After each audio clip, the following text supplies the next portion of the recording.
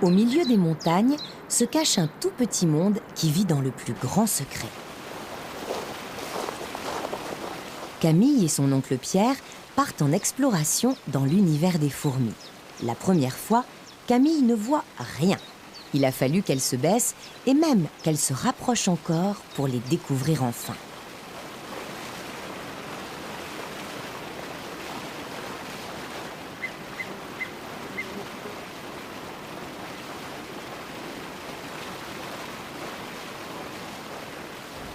Camille n'en revient pas.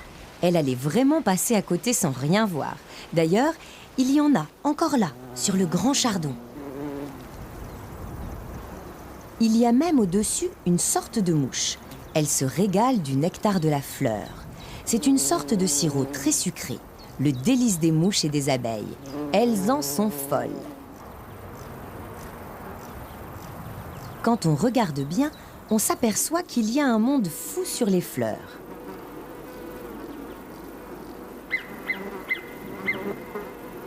Camille vient de faire une autre découverte. Voici un élevage de pucerons. Ça, c'est très bizarre. Les fourmis élèvent les pucerons comme nous élevons les vaches pour les traire. Les pucerons fabriquent non pas du lait, mais un liquide sucré, le miella, dont les fourmis se nourrissent. Les fourmis n'ont qu'à toucher le puceron avec leurs antennes pour qu'il sécrète une goutte de miella.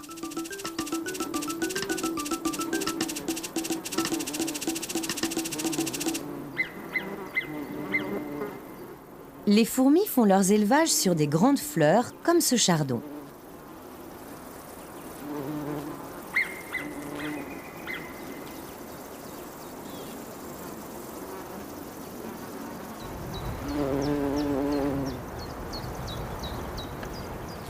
Elle n'aime pas que quelqu'un d'autre vienne habiter chez elle.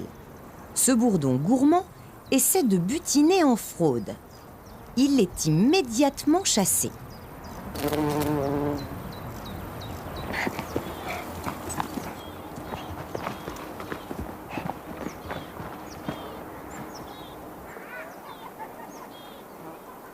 C'est dans les bois que Camille retrouve par hasard les fourmis. Elle est en train de jouer quand elle s'aperçoit qu'il y en a partout autour d'elle.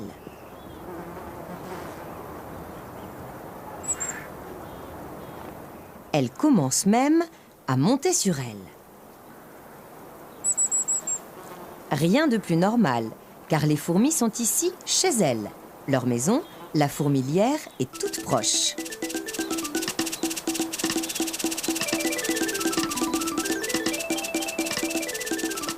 Il y a des milliers et des milliers de fourmis dans la fourmilière.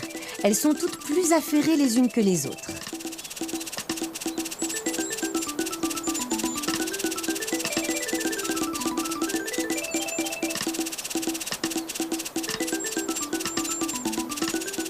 Elles n'arrêtent pas d'entrer et de sortir par les petits trous qui servent de porte à la fourmilière.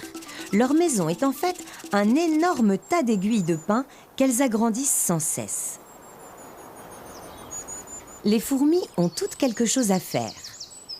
Celles-là sont des chasseurs qui ramènent leur gibier. Celles-ci transportent des légumes.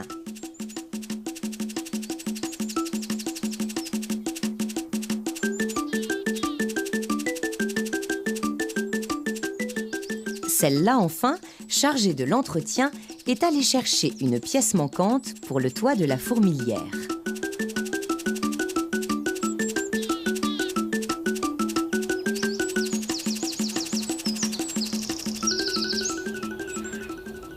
Chez les fourmis, il y a longtemps que l'on a compris que l'union fait la force. En un rien de temps, cet énorme criquet sera descendu dans les caves de la fourmilière.